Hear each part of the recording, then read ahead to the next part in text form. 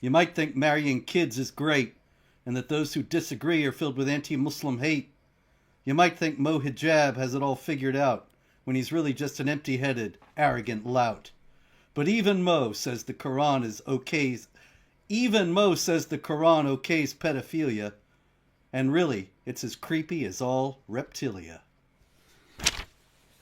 Welcome back. Did you just rhyme pedophilia? Yes, I did. Yes, thank you. But really, it is Allah who deserves the credit. Welcome back, ladies and gentlemen, to This Week in Jihad with the great David Wood.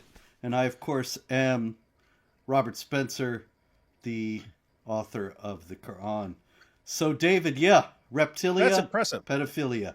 That's impressive. That was like there's a video of Eminem one time when he says he gets annoyed when people says you can't rhyme orange, and then he just spits out like 20 rhymes with orange. Like, it's never like a one word. He's like, when you combine it with other words and stuff like that, you have the or sound and then the just sound. You can make all sorts of rhymes and so on. But so you're basically the Eminem of the counter jihad movement. Yeah, well, the challenge is still out there. Write a poem like it, and then I will give up this seat, and we will make this week in Jihad, which we love. But nobody can meet that condition that you're the judge of the contest. To be clear, if anyone can write something like one of your poems that you start off with, if someone can just imitate it and show that they have done something better than it or like it, just to be clear, we're the judges of whether this challenge has been met. But if someone can meet this challenge and we agree that they have written something better than it or like it, we can change this show to This Week in Dawah and just talk about how great the Dawah has been. You That's heard it here, man. folks. And since you mentioned Eminem, I have to put in a word for Bob Dylan, who once rhymed January with Buenos Aires.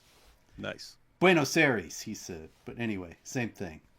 All right. We got a lot of jihad this week, David. And finally, the other shoe has dropped in Iraq. And Iraq has done what they have been threatening to do for a considerable period of time. They have legalized marriage to girls as young as 9 years old. And I have to say, the reasoning there is incredibly dangerous because it's something that could be imitated by other countries, even Western countries at some point. They're saying the ruling is individual religious communities should decide what they want to do. And you have an opt. It's like you have you get to opt into whatever system you want. You can have the official government position, which is no, like 18 or whatever it is. Or you could just say, nope, I choose to go with what my religion says, and my religion says this. So my religion says it's okay to marry a 9-year-old girl. So you can decide that route. Again, why that's disturbing is that's something that one of these Western nations could fall for. Like, who are you to judge? We're multicultural. We're not all adapting to the same culture here in this European country. No, each culture retains its own. They already give them like Sharia courts and so on.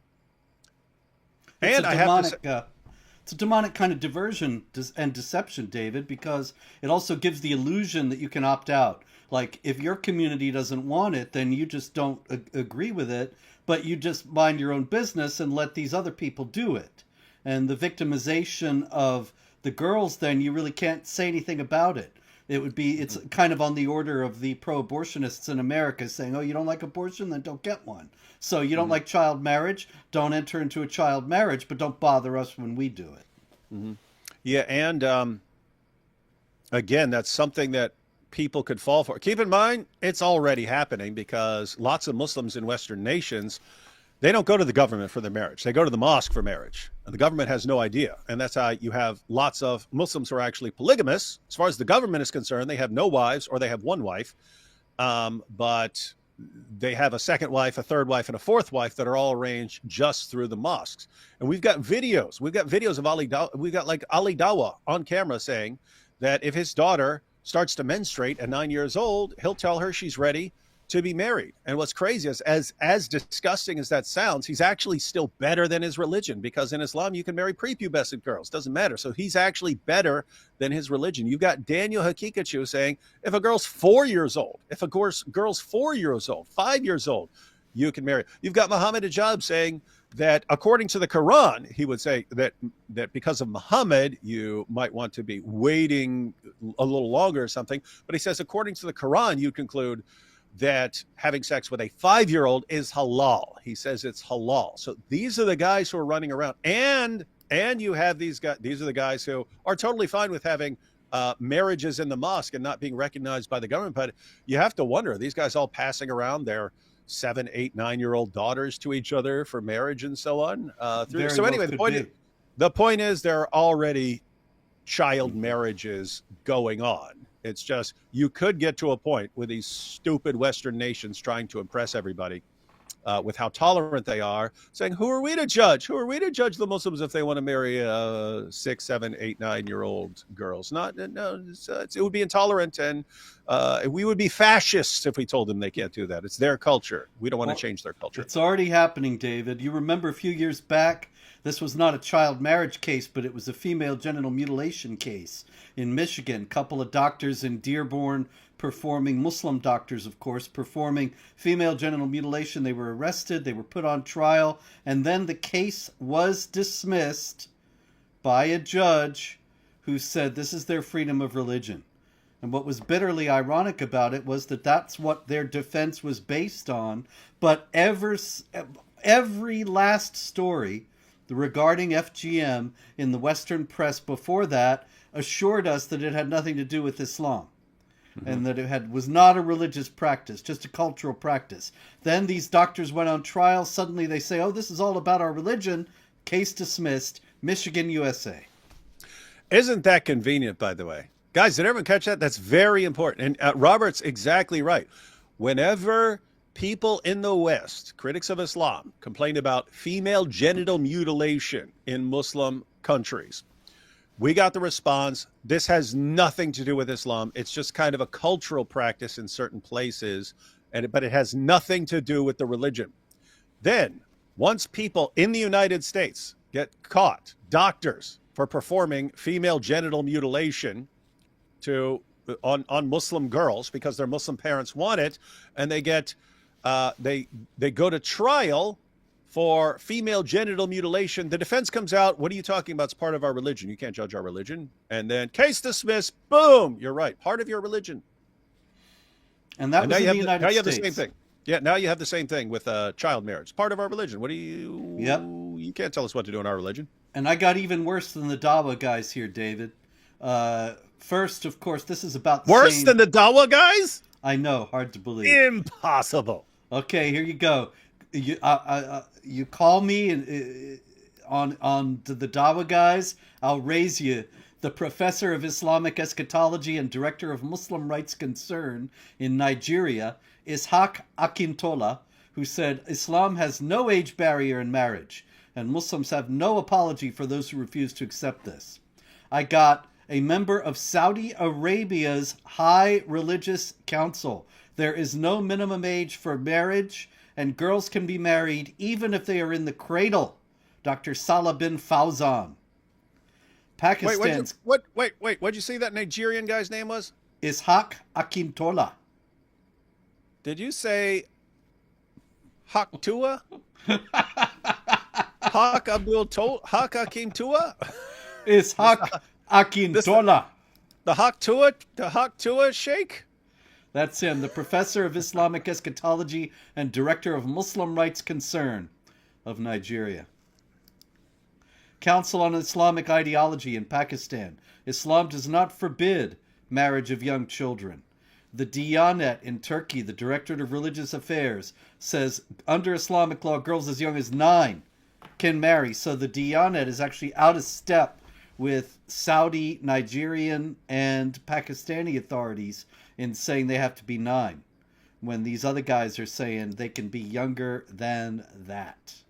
Mm-hmm. Yeah, keep in mind, I mean, as far as the Quran and Hadith are concerned, 9 is not some official age. It's just what Muhammad did, but he didn't say, hey, you have to wait this long or something like that. The Quran just talks about marrying, having sex with, and divorcing, and then passing on to the next guy, girls, all before the age of puberty, all before they've reached puberty. So keep in mind, you're not waiting for puberty. Matter of fact, there's a Muhammad Hijab video where he points this out at Speaker's Corner, saying there's nowhere in the Quran where it says you're waiting for puberty. And so he says the Quran specifically refers about marrying and divorcing girls before puberty. And he says you can't go around that. And so he's like warning the Muslims, hey, don't act like puberty is some sort of requirement here. That's why he showed up in the poem tonight. Allah gave that to me. Yeah, that's right. That's right. Mo, I expect a thank you note in the morning in my email. All right. Oh. Yes. What you got? Oh, I just are you familiar with the attack in Germany today? Is that coming up? Okay, yeah, as a matter of fact, I was just going to get to that, connecting it with the one in Israel. Because in Germany, we had just today, we had, this was in Aschaffenburg in Germany. That's a southern city in Germany. 28-year-old suspect from Afghanistan stabbed a 41-year-old man and a 2-year-old boy. Now, meanwhile, before we discuss that, let me just point out that last night, Tuesday evening, in Tel Aviv, a Moroccan national with a U.S. green card named Abdelaziz Kadi, he went on a stabbing spree and stabbed and seriously wounded 4 people aged 24 to 59. Now, he had gone from the United States to Israel, apparently on his green card, solely in order to go on this stabbing spree. So we have a stabbing spree in Germany, we have a stabbing spree in Israel, and of course, as you know, David, we've had stabbing sprees pretty much every week in all the time we've been doing this show. In France, in the UK, in Germany, and elsewhere. So the cops in Germany, you know what they're doing. They're searching for a motive. Mm-hmm. And they're going to find one. Mental health problems. Yes, they are. But what do you think is the deal here? Why all the stabbings? Why is stabbing involved in all this?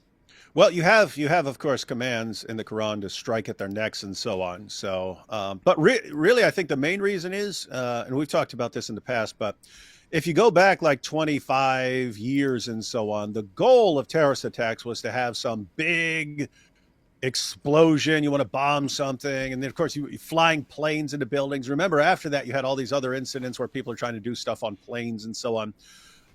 But everyone, all these Western nations amped up their security for things like that. So they made it really hard to bring down a plane. They made it really hard to get bombs because they had informants all over planted in various mosques. And you had all these terrorists who would come along and they get the idea they want to launch a terrorist attack. So what would they do? They start going around, hey, anyone know where I can get a bomb? How do I build a bomb? And they start walking around. And of course, then someone informs the FBI and then they get caught. They get caught. This happened 12 times in a row in New York. So when I was living in New York, I counted 12 attempted terrorist attacks, big one, like trying to bomb the subway and things like that, bomb a bank, and 12 in a row. They caught the guys because they were all guys who ran around. Hey, okay, I'm trying to. They wanted a community. They wanted to get a bunch of people involved to go and launch their attack, to do something big and spectacular. Anyway, after many years of those kinds of attacks failing, you had this other idea that it's better to have a smaller scale attack that can't be stopped than some big one that totally fails. And so then they started focusing on vehicular attacks. Hey, any idiot can jump in a truck and drive into a crowd of people, and knife attacks. Like in both those cases, almost impossible to catch them. If they have not said it to anyone, if they do not announce their intentions, almost impossible to stop them. So when someone just, hey, I've got a truck, or I'm going to rent a truck, I'm going to go do it, I'm going to plow it into a bunch of people, almost impossible to stop that. So if someone grabs a knife and just walks up and starts stabbing people, like, how do you stop them? Like, Yeah, very difficult. So they turn their attention to smaller scale attacks that are almost guaranteed success rather than large scale attacks, which at this point are most likely going to fail. And so you're getting lots of knife attacks now. And I think you've got a point in regard to the particular choice of weapon, that they don't get a gun and go out on a shooting spree. A knife, in the first place, is easier to obtain, leaves no records, and allows for precision attacks so that you can strike the neck, as the Quran directs, rather than just attacking the infidel in some random place, which the Quran, of course, is happy with, but it likes when you strike the necks. All right, we got an interesting thing happen in Australia. In Australia, there's been, I think we talked about this actually last week, David. You may remember there were a series of attacks on synagogues, people spray painting. There was Hitler is right, or Hitler on top, and Allahu Akbar spray painted on one synagogue. Other synagogues being attacked. A Jewish child care center was just torched and spray painted with F the Jews. And so we come to, and this is our big stupid infidel story of the week, the Melbourne Anglican. I don't know if you still have your subscription to the Melbourne Anglican, David, but mine lapsed a little while ago, so I wouldn't have seen this if somebody hadn't kindly sent it to me. The Melbourne Anglican notes that this is a quote, the recent attacks, including the vandalizing of a childcare center and 2 synagogues in Sydney, come after intensifying hate crimes against Jewish, Muslim, Arab, and Palestinian communities. So did you get that? Attacks on Jewish, Muslim, Arab, and Palestinian communities, and the evidence for that is that a Jewish childcare center and 2 synagogues were attacked. And the Melbourne Anglican says, see, Jewish, Muslim, Arab, and Palestinian people are being targeted. It's all Palestine, Robert. The whole world is Palestine. So everything's about the Palestinians, Robert. Come on. Yes. But I thought it's incredible that Jews are being attacked and victimized as they're being all over the world. And in response, the Melbourne Anglican says, we got to worry about these attacks against Jewish, Muslim, Arab, and Palestinian communities. So 75% of the people they're worried about are actually the perpetrators of most of these attacks, as we saw from the Allahu Akbar on the synagogue, and not the victims of any attacks. Well, Robert, but see, I don't know how you're missing this, Robert, but aren't Muslims the real victims of every Islamic terrorist attack? Because then there's the potential backlash. And so, Robert, if a Jewish childcare place or a synagogue gets attacked, who are the real victims? Palestinians, because there could be a backlash against them for launching these attacks. It's especially creepy in Australia because here's what's messed up. Australia has been granting these humanitarian visas to people from Gaza and so on. We've seen the people in Gaza. We've seen, like, even in the hostages release, like you had Hamas having to stand there with machine guns to protect the hostages that they are handing over, because they need these hostages to be handed over so that they get their hostages in return. But they have to stand there with machine guns to keep the regular Palestinian citizens, the regular Gazan citizens, from ripping these ladies apart. And Australia says, hey, let's take a couple of these random citizens here and bring them to Australia, where there's no protection. Anyway, there are no walls or fences protecting the Jewish community from what could possibly go wrong? What could possibly go wrong? We know Islam's all about peace and tolerance and so on, that everyone just wants freedom and democracy. So no one's going to do anything wrong. And here's what's messed up. When these things happen, when these jihadis attack a synagogue in Australia, why did that happen? Because some idiot in the government said, let's bring that guy in. We need that guy. This guy would make Australia better. Oh, he's attacking a synagogue. Are we going to send him back? We going to send him back? No, that would be intolerant. We'll just lock him up for 2 months if we ever catch him, and then let him back out. Globalize the And intifada. while he's locked up, we'll give him Quran and let him pray with the other jihadi prisoners. And let him be in a community with other law-breaking jihadi-minded people so that they can formulate their plans for the future. I'm saying that, guys, because I've been to prison. I had other inmates who were in there for robbery and so on, offering me this deal. Hey, you seem really smart. If you plan it, we'll do it. Offering it. They wanted a mastermind because they understand, hey, we're not the brightest guys. We have no problem slinging guns and stuff. We're just bad at the planning. If you can plan this, before I became a Christian, if you plan it, we'll do it. You plan the robbery, we'll do it. What do you think these jihadis are in? They're in there. Oh, this guy's the smartest amongst us. Okay, you plan the attack. We're your cell now. We're your cell. Literally in the same cell, and they're a terrorist cell forming. Yep. Jihadis, for years, it's been noted that they are very active, especially in UK prisons, and the UK government does absolutely nothing about it. All right, a few other things about the hostage release, David. We were talking about the whole hostage deal last week, and I think that there's altogether even more cause for concern at this point. One story out of Al-Qaeda is that Al-Qaeda's Central Command has congratulated the Gazans on their great victory and called on Muslims to support the Palestinians in further jihad attacks against Israel. We had the interesting spectacle of all these fat jihadis coming out in their Hamas uniforms. You know, yeah, I thought they were starving. I thought they were getting genocided, and suddenly they looked well-fed, well-clothed.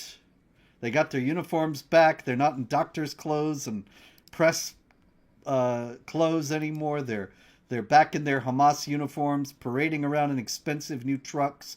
And a Palestinian mother in a hijab, she's on video saying every year there will be another October 7th. And she doesn't just mean the day between October 6th and October 8th. She means because then it wouldn't be really an enlightening statement, right? Every year true. There's going to be an October 7th. Yeah, we know that, lady. We know what a calendar is. No, she means there's going to be another massacre of the Jews. She says our children will do everything to make sure every year is October 7th. I swear to you, it will happen.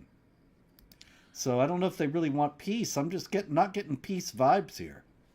No, it's not, and that's the rough thing. Unless something happens, something needs to happen. Something needs to happen where these kids are not being raised as terrorists. But Gaza right now is one big terrorism factory. The women are having kids to raise them as terrorists.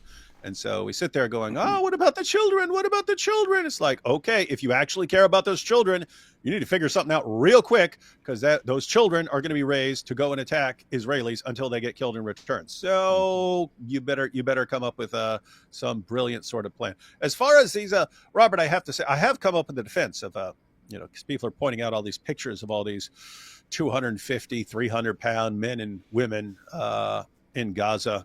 You're wondering how bad was this famine really? What if all these people were like 2,200, 2,500 pounds before the war, right? Oh, so maybe for them that they are like, hey, this guy's down to 250, 300 pounds, but he started off at 2,200. So this guy's been starving, living off his own body weight there. So that certainly does explain it.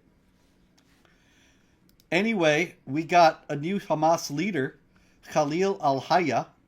I hadn't heard of him before all this, but I think Robert, why didn't they get someone we've heard of before?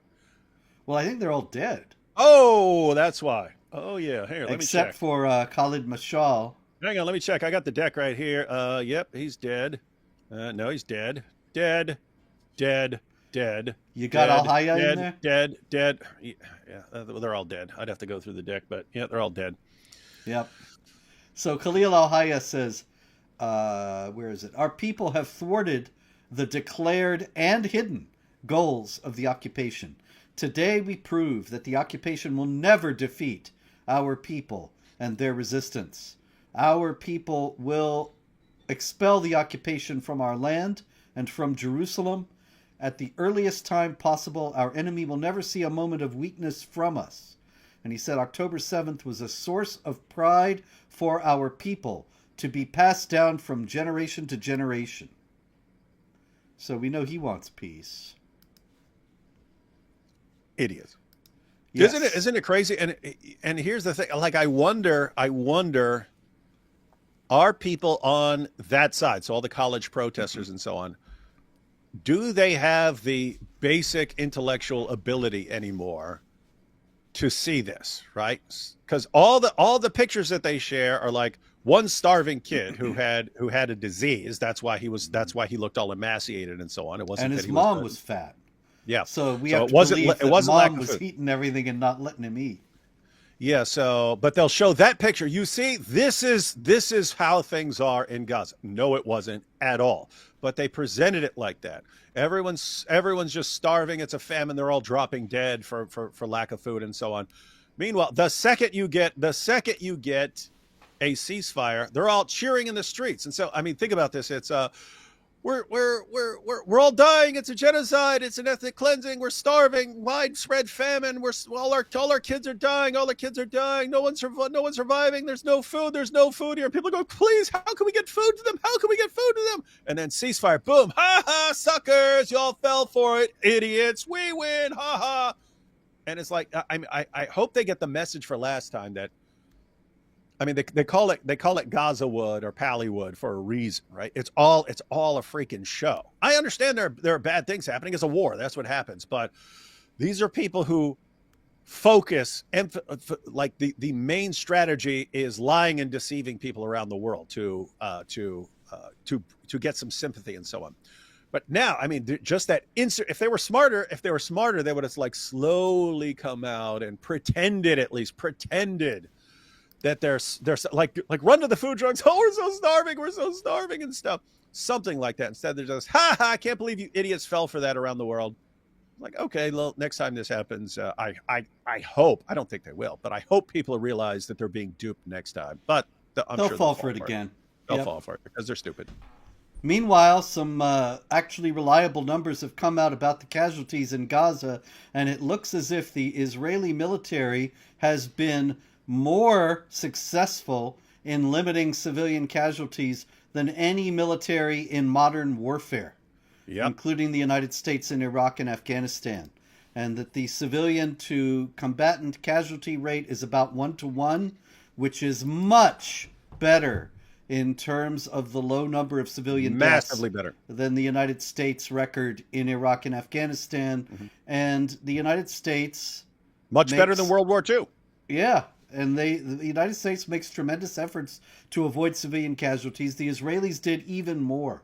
So this is definitive refutation of all the genocide claims. The numbers are all there. You can read them at JihadWatch.org, and you can get them from Salo Eisenberg, who is with Honest Reporting, a media watchdog out of Israel, or in any case pro-Israel.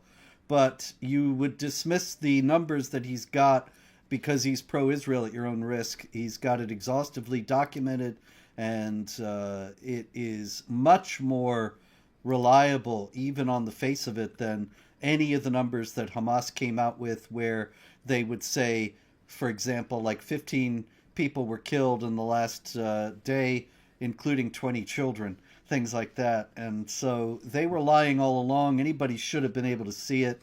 I wrote about it not long after October 7th itself, but the whole world bought these bogus numbers. Now you can get some real numbers and some actual documentation, but they don't line up with the haters of Israel and their claims. Nope, definitely not. And so, yep, you are...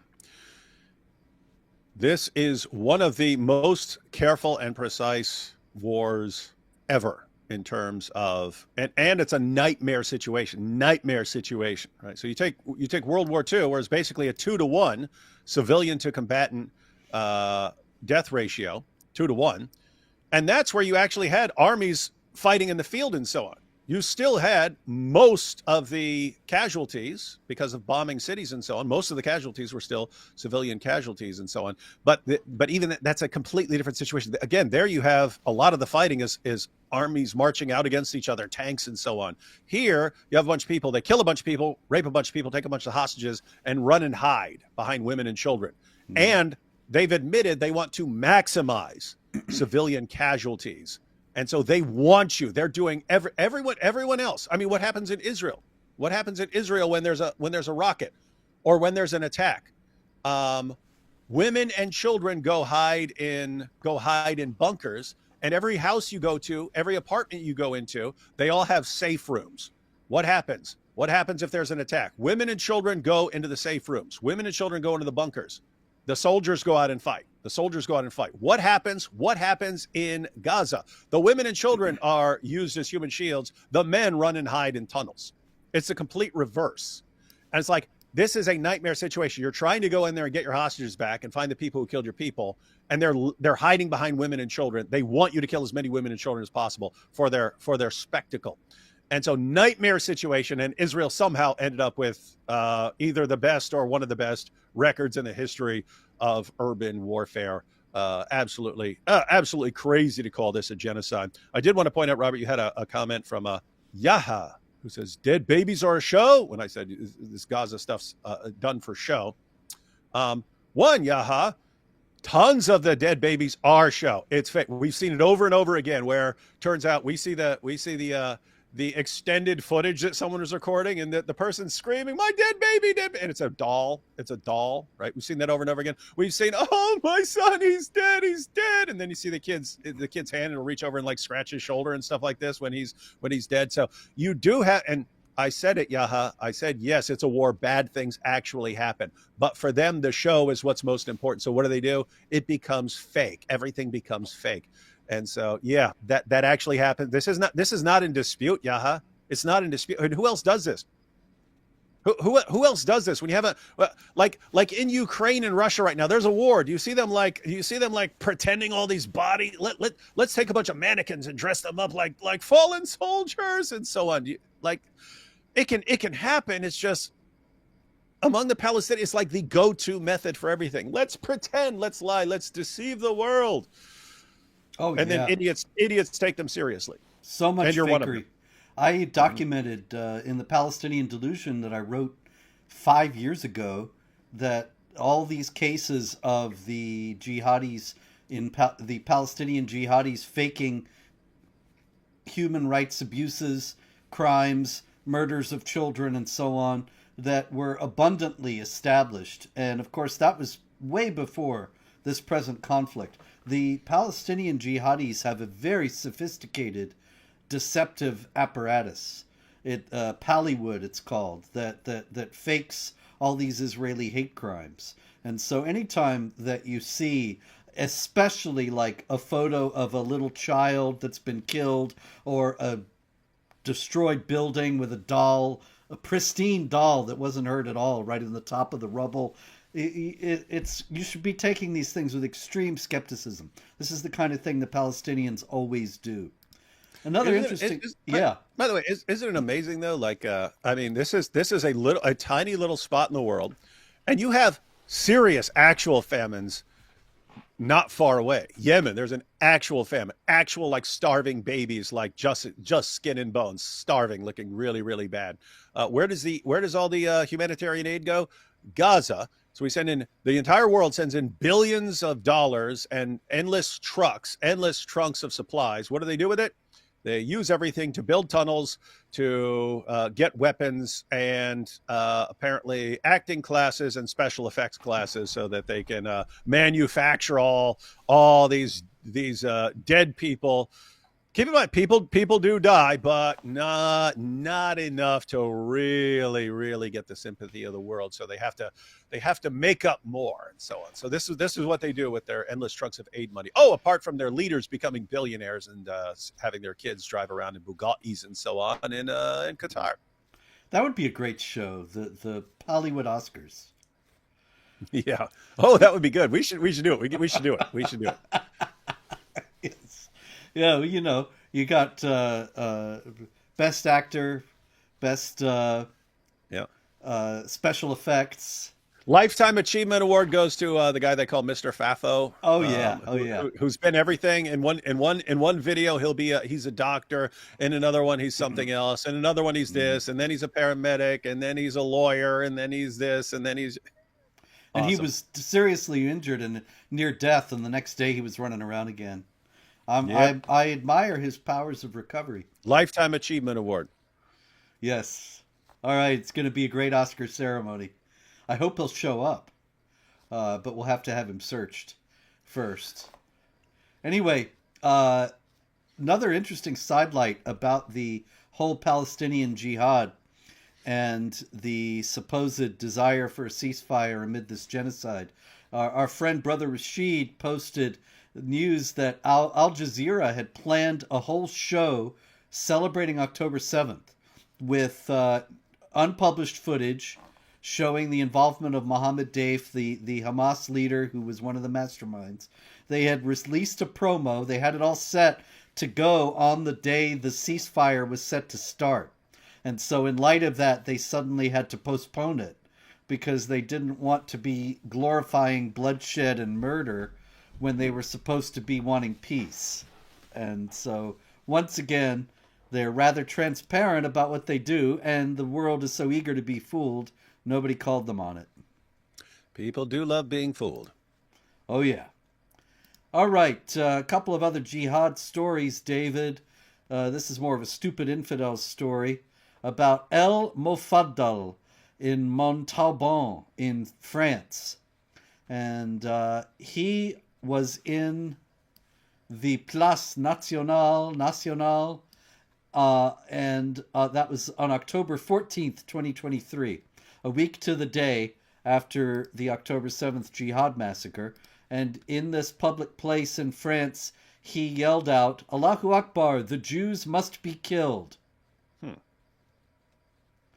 And so he was arrested because that sort of thing is illegal in France. But Weird. he has just been acquitted this past week because there was a procedural error in his case, unexplained in the story. Well, pretty straightforward, Robert. Yeah, He's a Muslim, so he gets a free pass. He gets a free pass. What are you guys thinking? We're the dimmies here. That's the procedural error. That's absolutely true. He was a Muslim. He's a Muslim migrant. He can do whatever he wants in France. What are they talking about? Here's another one like that. El Bashir Rahmouni. And El Bashir Rahmouni is another new Frenchman. And he's actually from Algeria. And he has been on trial since the 13th of January for rape. On November 7th, 2021, according to this story from La Provence in France, French language story, he allegedly gained the trust of Nayla, a 17-year-old runaway, and took her to a sordid squat in Albania, where, according to the young girl's statements, he raped her with great brutality. Okay, so his lawyer, Mademoiselle, I believe, Saeed Ben Hamed, I don't know, is that what ME stands for? Help me out here, people. ME, is that Madame? Maybe, I think it's Madame, yeah. I'm not sure, though. Anyway, Saeed Ben Hamed says the weight of traditions argue for his acquittal, and that the girl must have consented but could not admit that in front of her family. The weight of traditions means he must be acquitted. What traditions is she talking about here, David? No idea. I can't think of any tradition ever. Can you think of something? Well, yeah, somehow I have the idea that raping infidel women is something that Islam allows for. Does that ring a bell at all? Well, every time it's been brought up by the media and stuff, I'm sure that's not the case and so on. So they must know. I don't know. I mean, of course, you've got, Surah 70 verses 22 to 30 there, which talks about the captives of your right hands. You've got Surah 23 verses 4, 5, and 6, and so on. You've got Surah 4 verse 24, which talks about your even married captives, and Except, you can read. Yeah, you can't have sex with married women unless you capture them, you take them, you seize them, you make them the property of your right hands, and so on. And of course, you read the associated hadith with that, Sunan Abu Dawud 2150, and it talks about, hey, they captured the men and the women, and the Muslims were actually worried. Hey, wait a minute, isn't this adultery if we have sex with these women and their husbands are still here? Muhammad said, yeah, go ahead. I got the Revelation Surah 4 verse 24. So yeah, there are a few things you could point out, and endless array of hadiths and so on about this. But Robert, I mean, if we've learned anything about Islam, it's that it has nothing to do with what Islam's most trusted sources say. It's just whatever the local guy who's brought on the news program to say that Islam is a religion of peace and tolerance. That's all that matters. That's what Islam is defined by. that's it, man. It's just whatever is necessary to get out of the scrape that you might be in a media story. That's what Islam is all about, or in a debate. All right, this is Asif William Rahman. And Asif William Rahman, up until recently, was a CIA analyst. And he has pled guilty to leaking Israel's plans to retaliate against Iran after Iran sent a rocket barrage of 200 missiles against Israel last October 1st. That's 2024. And Israel had plans to retaliate that were known to the CIA. And so this Asif Rahman, even though he was in Cambodia, was able to access the plans and leak them to Iranian sources. So just to be clear, Robert, Yes. Iran attacked Israel with a bunch of rockets. Right. Israel planned to retaliate against Iran. But the United States insists that, hey, you need to share your plans with us so we're on board and we make sure we give you the thumbs up and so on. So they do. They give this information to the U.S. government. They give the information to the CIA. But the CIA, in order to show how incredibly tolerant and woke they are, have Muslim analysts who then take this information and send the plans to Iran so that they can prepare accordingly. Is that what you just said? That's basically about the size of it. There's just one other thing, one possibility, and that is that his name is Asif William Rahman. And so he may be, people have names for any number of reasons, but it's very unlikely that a Muslim has the name William. And he seems unlikely to be a convert since his name is Rahman. Now, you never know. There's been no background as to his story. But it is possible he could be a Christian Arab. A Christian Arab who loves Islam. Because, as I'm sure you're aware, there are many Christian Arabs who identify, because of the dhimmi mentality, and also Arab nationalism, they have been taught that the Islamic perspective is their perspective as well. And they need to share in all the values and priorities of the Islamic world. So it's interesting. The prosecutor, Troy Edwards, he said that Asif William Rahman, was motivated by ideology, but he didn't say which. And I think it's one of two things, really. That he either is a Muslim and thus was waging jihad against Israel, or he identifies so closely with Islam that he was waging jihad against Israel. But there doesn't seem to be any other possibility.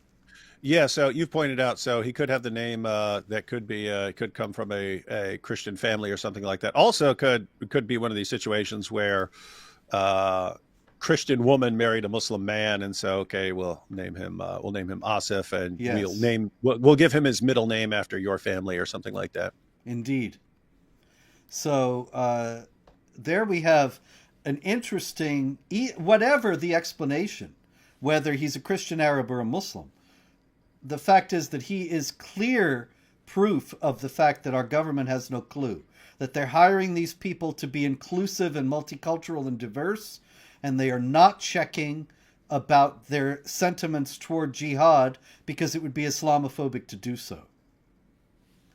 And this is endangering Americans and endangering our allies. All right, we got to get to many other things here, but this is one. I just got to show this guy's picture because he's such a handsome fellow. That is Axel. That's a dude? That's a dude. That's Axel Rudakubana. And he's the guy who stabbed 3 little girls in Britain last summer, and the British authorities and then a lot of the British people started to protest and said that he was an indication that there was too much Muslim migration in Britain, and that they had brought in all these jihadis. And there were demonstrations all over Britain, and the Starmer government cracked down on the demonstrators and put a lot of people in prison. We talked about it at the time, for protesting and complaining about mass Muslim migration into Britain. And at that time, they said that Axel Rudakubana, who had killed the 3 girls, he was not a Muslim at all. But they were lying. And as it turned out, not only was Axel Rudakubana a Muslim, but he had been referred 3 separate times to PREVENT, which is the UK government's anti-terror scheme. It's completely useless, but nonetheless, the fact that he was referred to it is an indication that the guy was known to be a jihadi. And so the Starmer government not only lied and said that he was not a Muslim, but they lied in terms of not revealing that he had been known as a threat. And they let him walk around until he murdered these 3 young girls. Good old Keir Starmer. That's a great politician there. He's basically the Winston Churchill of opposite world. Indeed. Oh, quick comment here. Nabil Hantuli says, they destroyed the 3rd old church in the world in Gaza, and you still support Israel. And then a laughing emoji. Damaged the church. And why did they damage it? Why did they damage it, Nabil? Because that's where Hamas hides. They do it. They use Christians. They use churches. They use women. They use children as human shields. Why?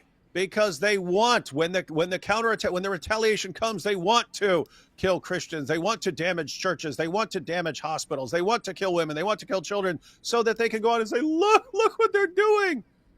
They won't come out into an open field and fight.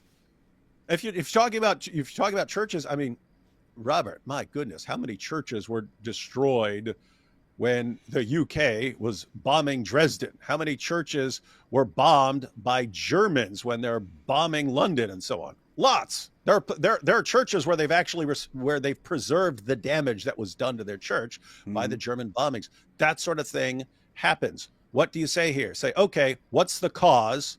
What's the cause of this church being damaged in this situation in Gaza? Well, mainly these Hamas guys going over there, slaughtering a bunch of people, raping a bunch of people, taking a bunch of hostages, and then running and hiding there.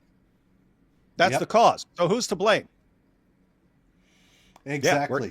We're against the people who are mainly to blame there. It's just incredible, the lies these people tell all the time. Lies, everything. Lies, manipulation, every step of the way. It's pathetic, and shame on us for not being gullible morons who fall for this nonsense. Speaking of gullible morons, here's Omer Chifchi. Yeah, AP would know how to say the guy's name. Somebody was asking, why don't you have AP on the show? David and I have been doing this show for years. That's right, I did just a few weeks ago. But David and I have been doing this show for years. We just do it. AP does his thing, and we love AP, and did the show with AP a few weeks ago when David was elsewhere, and I'm sure I will be talking to him again soon. But ordinarily, anyway, we don't need any mule-brained agnostics on this channel. Okay? Well, let's see. This is only an hour-long show, and it gets to be a little bit crowded if you have more than one person, whoever it is. But in any case, We love AP. If you're trying to stir something up, there ain't nothing to stir. Omer Chifchi, though, he would know how to say that, so that's one reason why he should be here right now. But in any case, this is a brigadier general. He is a longtime Al-Qaeda operative out of Turkey, and now he has been promoted to brigadier general by the new Syrian government. So it's interesting to note that the Syrian government is led by Ahmad al-Shara, who is an old, long-standing Al-Qaeda and ISIS leader who has taken off his fatigues and put on a suit and tie. And they're saying they're moderates and he rejects jihad and he wants to establish a pluralistic society. But meanwhile, he just appointed this guy, a long-standing jihadi, promoted him to the rank of brigadier general in the Syrian army. And so I'm kind of tending to think that this is the yet another indication of deceiving the infidels. And the infidels are once again so happy to be deceived. And here's the thing, Robert, because it's always the problem with Islam's interactions with the West. You have Muslims who don't want to harm you, who don't want to hurt you, that don't want to subjugate the world and so on. If you ask them, hey, what do you support? They'll be, no, we support freedom and tolerance and so on. They would say this. And there are Muslims who actually believe this. But guess what? If you're a Muslim who actually wants to subjugate and slaughter us and so on, what are you going to say in the West? You're going to deceive us. You're going to say, no, we believe in tolerance and freedom. And you're going to say the exact same thing, right? Because deception is a key tool in the jihadis' tool belt. So that's a problem, right? A Muslim can tell you, hey, Islam is all about peace and tolerance. He might believe that, and he might want to kill you. He's going to say the same thing either way. And now you have leaders and so on taking over areas, and what do they say? Oh, look, we're not wearing that jihadi outfit anymore. We're wearing a suit because we've changed, and now we believe in all the whatever you believe in. That's what we believe.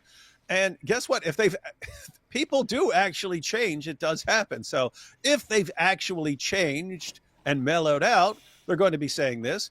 If they want to kill you and they just realize we want to last longer than our predecessors did, so we need to pretend, at least until we're established and we've consolidated power and so on, and we can function, we need to pretend for now. They're going to be saying the exact same thing. And so, yep, need to be a little bit suspicious when they say, oh, yeah, we've changed. You may have changed your methods. You may have changed. You may have legitimately changed, but you may have just changed your tactics and realized you need to pretend. You need to play dress up for a little while.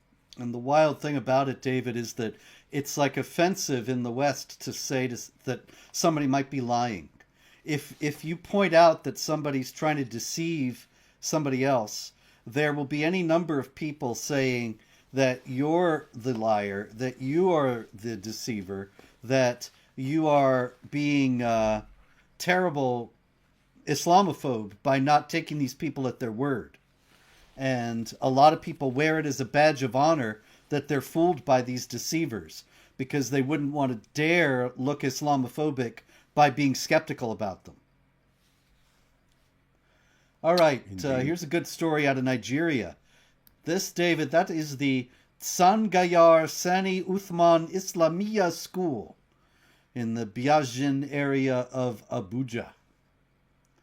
And it just was the site of an explosion, and 2 people were killed at the school. This tragic incident took place on a Monday at about 11 o'clock. And what happened was 3 men visited the Islamic school and they brought a bomb with them.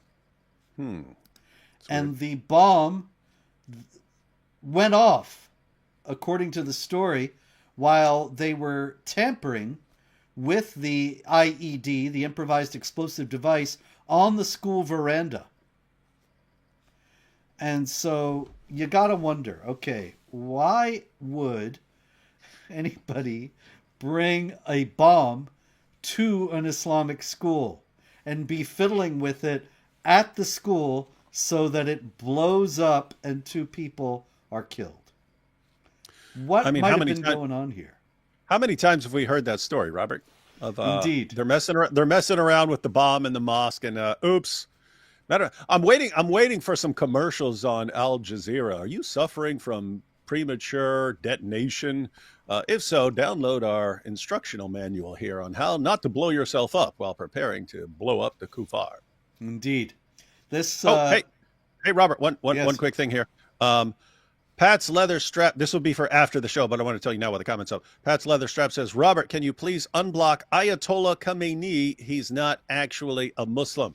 I can vouch for that. There is an account, Ayatollah Khamenei, which is basically a parody making fun of him. So unblock where? Yeah. On this? On this comments thing? Yeah, in the chat. So apparently someone has blocked him at some point, whether you or one of your moderators or something like that has blocked him. But that is not a Muslim. That is a guy who makes fun of the Ayatollah. Well, I got to apologize to the Ayatollah because I don't have any idea how to unblock anybody. I'm sorry. I can tell you how to do it afterwards. I can tell you how to do it afterwards. So yeah, we'll fix it for you next week. We're coming to the end of this one anyway. But Ayatollah, we will fix it for you next week. Strange question there. Are you not allowed to... This is a weird thing here. I am curious. Are you guys not allowed to report on the jihad activities in Biafra, formerly part of Nigeria but still occupied? I don't know where you get that idea. We talk about Nigeria, including Biafra. Nigeria pretty much every week. Yeah, and also, who do you think would allow us? We're not answering anybody here. But anyway, we report all the news out of Biafra, out of Nigeria, whenever possible. And I noticed lately, the last few months, there's been a bit of a blackout on news stories out of that area where they speak about bandits and so on in a very general way. And my contacts in Nigeria tell me that the bandits are invariably jihadis, but they used to be more forthright in the Nigerian press about what's going on. And now they're not so much. Of course, that's just like the Western press. Anyway, this school in Nigeria, in Abuja, which is not in Biafra, that seems to... It's very likely it was a bomb-making class. And you got to wonder, what kind of a school has a bomb-making class? I can think of what kind of school would have a bomb-making class. Indeed. But, they don't have one at my church. I don't know about yours, David, but there have been plenty of bombs going off in mosques for bomb-making class gone awry. Not in churches. Oddly enough. This is Amir Tatalu. And you can see why he has his name. His actual name is Amir Hossein Magsudlu. But he goes by Amir Tatalu because he's covered everywhere with tattoos. The ugly he was born with wasn't enough, so he had to augment it. And in Iran, he is a big supporter of the Islamic regime. And the Islamic regime loves him because he's cool and hip and covered with tattoos. And so they've been promoting him, and he loves them. They love him. They think that he's going to help them win back the youth to support the Islamic regime. But very strange incident out of Iran the last few days. He has been charged with blasphemy against Muhammad. And the stories are a bit murky. There was a story came out he was sentenced to death, but then the Iranian government actually issued a statement saying, no, he has not been sentenced to death. He has become eligible for leniency under legal provisions. And they overturned his blasphemy charge. And I think, isn't that interesting that blasphemers... It really kind of depends. I suspect that this guy is getting this kind of treatment because he's always been a supporter of the regime. He even released a song. He's apparently a singer. He released a song in support of Iran's nuclear program. And so... yeah, the regime is pretty desperate for anyone who will defend them now. Yes. It's basically the only people on the side of the regime are like the most extreme wing of Shias. Shiism right now. Other than that, everyone's against them. So, yeah, if there's someone who's young and hip and might actually help them, yeah, they'd bend over backwards to have someone like that helping them. But even with that, guys gets charged with blasphemy. Is it a crime for making fun of a child molesting, murdering rapist? Is this something that people should get locked up? You got the most obvious false prophet in history. You should give him a medal for making fun of Muhammad. Indeed, but I wonder. No story that I was able to find anyway said anything about what he said, and I wonder why would a guy like this who loves the Islamic regime blaspheme against Muhammad? Very strange story. If anybody has any more information on it, please email me at director@jihadwatch.org. But anyway, go ahead. Just to be clear, since we don't know what the guy did, he could be in trouble for calling Muhammad a pedophile, let's say, a child molester, a mass murderer. He could have said, "Hey, Muhammad's a mass murderer and a rapist," right? He could have said, "Hey, what's up with this guy Muhammad taking the wife of his own adopted son after causing the divorce by lusting after her?" Could have said that, right? Could have said, "Hey, what's up with this guy Muhammad torturing a man, having his followers light a fire on his chest, then chopping his head off and taking the guy's wife back to his tent and then banging her while one of his soldiers stands guard in case she decides to kill that sort of guy." So he could have made fun of Muhammad for delivering a revelation saying, "Hey, if I'm a false prophet, Allah will punish me by severing my aorta," and then he dies saying, "I feel my aorta being severed." So he could have said that, right? He could have said any of this. That was just so perfect, so beautiful. But anyway, yeah, he could have just said anything out of Muhammad's life. You want the details, friends? See Muhammad, A Critical Biography. You'll get all that and more. Any case, there's lots more jihad, David, but we've had quite a lot today. Democratic Republic of the Congo, 53 Christians murdered in one day in 2 separate jihad attacks. Many, many others of that kind going on. For full details, see jihadwatch.org, and God willing, we'll be back here next week. Until then, pray, hope, and don't worry.